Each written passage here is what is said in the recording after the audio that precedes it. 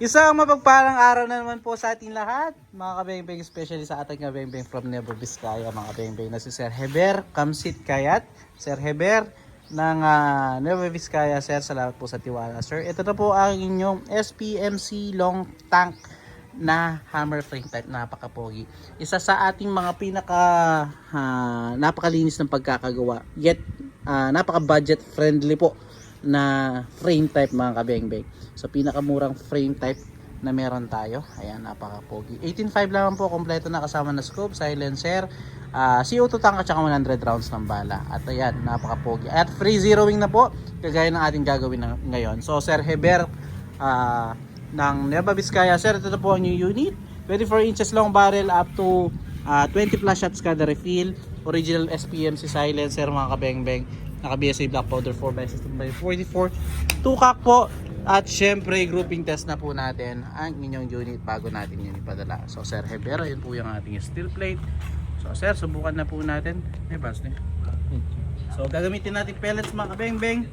Meet your pellets po, undersized and sorted straight from the box ng mga bala. So ganyan po, no?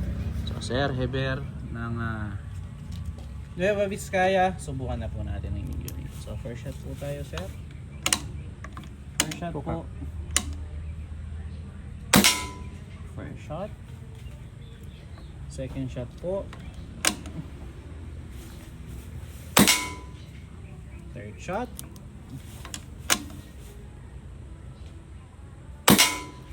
Fourth shot.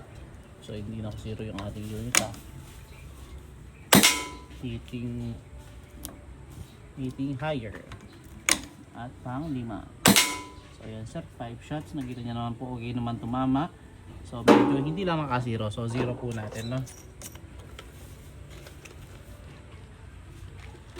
So another 5 shots po bandang kaliwa. Another 5 shots po. First shot po ng ating second groupings. Second shot.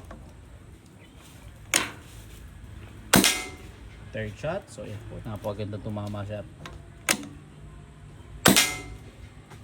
Pang-4 at pang-5. So yun, Sir, nakita nyo naman po na napaka-solid tumama, Sir, ng inyong SPMC long tank, Sir, no? So Sir Heber ng Nueva Vizcaya, salamat po sa tiwala, Sir. So puntahan po natin kung gaano lang kaliit yung ating groupings. Ayan, napakaliit lamang po. So yan, final groupings natin, Sir. Pinakabalik ng daliri. Ayan po, cover na cover po yung kanyang patama. Ayan. So Sir, thank you, no? Salamat, mga beng-beng, again. Peace out po.